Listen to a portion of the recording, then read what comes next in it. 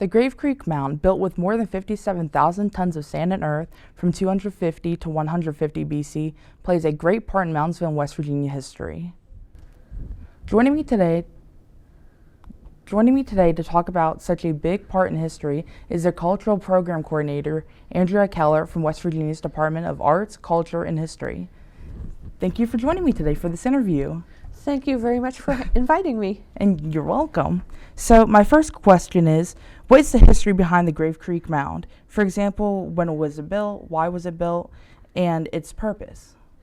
Well, it's been around for over 2,000 years. Construction was from about 250 to 150 BC. So it's a very ancient construction. It was built as a burial mound. They found two main burials, but there were also additional ones. And it must have been really, really important because it took a lot of effort to build it. It was all built by hand, by carrying basket or maybe hides with loads of earth, about 30 to 40 pounds. So imagine carrying 30 to 40 pounds of earth all the way up to the top. It's about 60 feet tall, and it took about 3 million loads to build it. So it had to be very, very, very important to the people back then. And why exactly it was important, we actually don't really know. Oh. Possibly the people buried there were very, very important. It may have been a monument in their honor. Okay. So I didn't know that there wasn't actually like a purpose that you were aware of. So I just thought maybe it was something that, I don't know, they didn't explain. Because a few years ago we went on a trip in middle school to the mound, and it was a whole day about it, and we were learning about everything in the mound and stuff like that, and they never told us the purpose. So that's why that was one of my main questions. I think I may have been a little misleading. Probably the main purpose was as a burial mound. Well, yeah. As a burial ground. So, and probably the people who were buried there were kind of like, you have a monument for important people in our history too. So, may have been very similar. Which makes sense. Why is the mound an important part of both Moundsville and West Virginia history? Well, first of all, Moundsville is called Moundsville. So in that regard, it's been around way longer than Moundsville has been. And in terms of West Virginia history, the mound that we have here, it's pretty unique. There's only one other one in Ohio that's about the same size and the same age and built by the same culture. And they're known as the Adena people. And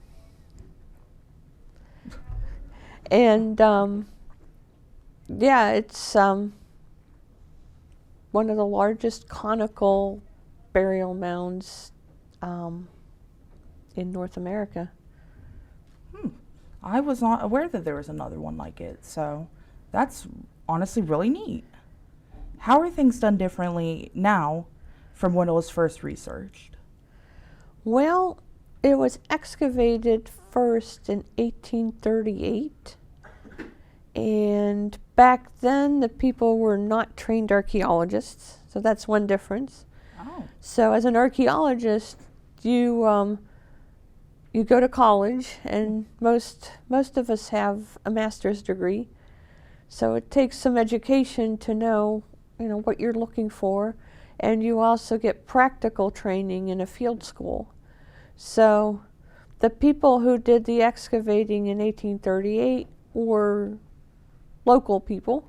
Oh. And they basically just started digging a tunnel from ground level and towards the middle. And that's how they found what we call the lower tomb. And the lower tomb was a burial vault lined with wooden logs and was built for two people. Oh. So they dug that tunnel and found that tomb, and then they started digging a shaft up and down the middle of the mound, and they found another tomb about halfway to the top, and there was one more person there. So the people, first of all, without the archaeological training, there were a lot of things they did not know to look for. So there's a lot of questions that we can't answer. But the other thing is they also didn't have the technology we have now either. So nowadays, if an archaeologist works on an excavation, they'll take lots of photographs and notes, and we even do things like remote sensing, which uses radar and electric currents that go in the ground, and they can tell differences from the soil. They can tell you if there's a pit there, for example, or a buried wall or something like that. So all those things were not available in 1838. So we definitely have lots of advantages as archaeologists today. All right. What does the Delphi-Nerona Museum offer? Okay. First of all, are you wondering who Delphi-Nerona was by any chance? Yes, honestly. A little confused on it at first, and and frankly, when I first started there, I didn't know anything about who Delphi-Nerona was either. And he was actually a court recorder. Moundsville, of course, is our county seat, so we have the courthouse. So he would have been the court recorder there. But he was very, very, very interested in history and archaeology also.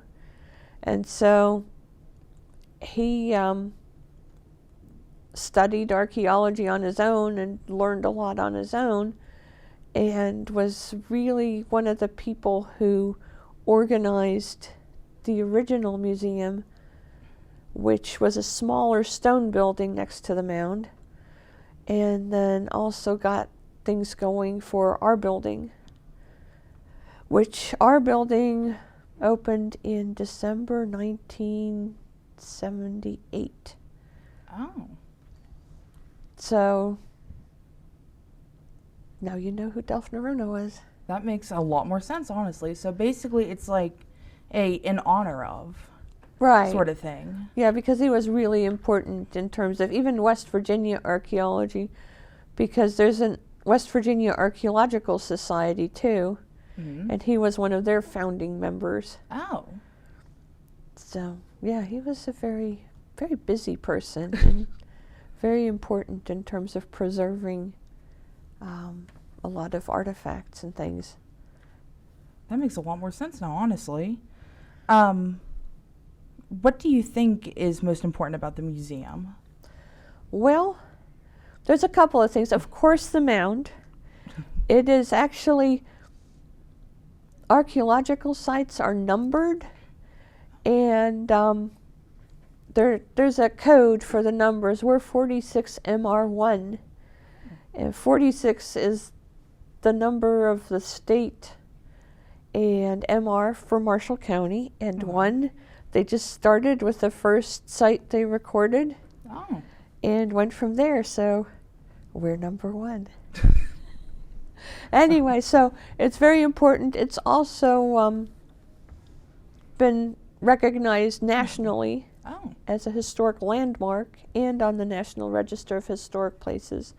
And those give nationwide recognition to our mound. So that's impressive, honestly. It is. It's pretty impressive. And it's one of a very few remnants that says that these people were here, that you can actually see and look at and go to the top, weather permitting. So that's one thing that's really important, of course. The other thing that's very important is we have a section in our museum where we have the artifacts that are owned by the state of West Virginia. It's our curation area, and we have artifacts from most of the counties, so Oh. from all over the state, and we have 2 curators there who help researchers if they want to do a project and learn about something prehistoric in West Virginia. This is a perfect place to come. We also work on upgrading the collection. For example, a lot of it was excavated in the 1960s, and we have learned a lot more about how to package things so they will be preserved better. So we have actually volunteers that help us that wash artifacts and label them, and then there's also databases that they enter things in to make it easier for the researchers. So we work with volunteers and interns. So if you know anybody who is interested in coming and being an intern for a summer, we are always happy to have the extra help. All right. I didn't know that you had volunteer work and stuff. I thought it was just all like main jobs. I didn't realize that it was, just anyone that could come in and just help. Oh no, we have we're with the state of West Virginia, so there is a application process. Well. But I work with volunteers too. Now I'm the program coordinator, so I do the public programs. So, and I could not do the programs we do without the help of volunteers. So we have people who help prepare things. We have a craft table, and a lot of the craft items need a little bit of preparation. Oh. We have an interpretive garden outdoors, and I have volunteers who help take care of that.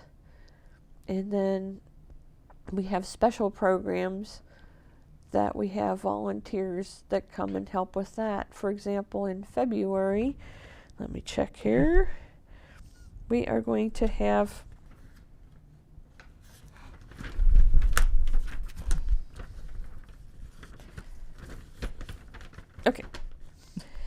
for example, in February, we're planning a program called Green Your Winter Blues, because towards February and the end of February, people are going to be so sick of winter.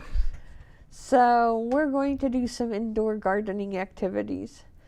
And I'm going to have the help of the Ohio County Master Gardeners. Oh. And some folks from the Extension Office, WVU Extension Office right here in Moundsville. And we'll have lots of stuff for people to do. And that's going to be February 18th from 12 to 4.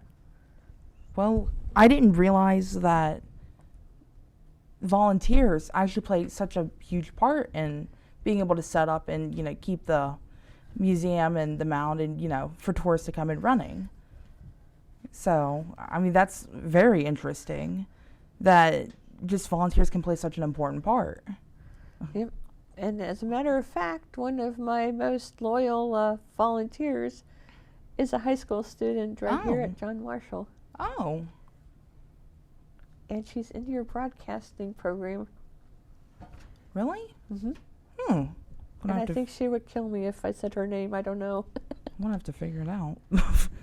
Are there any newer additions to the museum that you know of? Well, our newest thing, and we've been working on it for a while, so part of it is not that new, but we more or less completed it this last summer, is we have a reconstructed house from the Adena people and the time when the mound was being built. So it's based on archaeological evidence. They actually have been able to map post hole patterns from where a building may have rotted or burned, but the posts left darker splotches in the ground, and archaeologists can actually look at those splotches and map them. Oh. And they can recreate Usually they're smaller models, which we have some of those in the building too. Oh. But this one is more of a life-size one. So that would be, I think, our newest addition. That's very neat, honestly. And my last question is, what types of events are held at the Grave Creek Mound and the Delph-Nerona Museum? Well, we have events for we have events for a lot of different people. We have lectures and films that are more geared maybe for adults or students that are older or particularly interested in one of the topics. But we also have things for younger kids to do. So we have a craft table that it changes from month to month, so there's always something different to do. Right now we're making snowman pictures. Oh. And in February we're going to be making greeting cards. So if somebody wants to send a card to a loved one in February, the month of Valentine's Day, you can come and make one. And right now we really have, and this is very cool, we have a marble golf course. Oh. And it was designed by students from Moundsville Middle School. There's a studio art class, and their teacher is Tabitha Morgan. There's 10 students, so we have 10 greens. And visitors can go and get a marble. So instead of golf balls, we're using marbles. And you can play just like you would mini golf. And when you return your marble, we even have a little prize for you. Huh. I've never heard of that part of it. So, yeah, I mean, that's very unique. It is. It's very unique. And it's only going to be up till the end of January. So January 31st is going to be our last. Yeah, I think that's the day we're open. We are closed on Sundays and Mondays. But through January, we ask that you come between 10 and 4 to do it. And yeah, it goes all the way. It starts in the lower area, and it goes up through the exhibits and ends up in our activity room, which is where we have a lot of our special programs, such as the gardening program and archaeology day. That's in the fall. But we're also having a fossil day, which will be in March. So fossil day is March 4th. Okay. And that one actually is going to be in an exhibit where we have fossils. Ooh. So, yeah, I don't know when you were here last, when you were at our museum last, if we have a huge skeleton. It's a cast, so it's a reproduction, but it's of a stegodon, which is an elephant-like creature, and very much like a mammoth. And mammoths actually lived around here. Stegodons, not so much, but mammoths, yes. So that's another pretty cool thing that people can see. It sounds really cool. So that was my last question. So thank you so much, though, for joining me for this interview and to talk about the mound and the museum along with it, and just talk about upcoming dates and stuff for events. Well, thank you so much for having me. I really appreciate it, and hopefully we'll see everybody at our place in the future. Well, you're very welcome. If you would like more information about the Grave Creek Mound and the Delph-Nerona Museum, you can visit their website at wvculture.org. If you have any questions, you can call 304-843-4128. Once again, that was wvculture.org and 304-843-4128.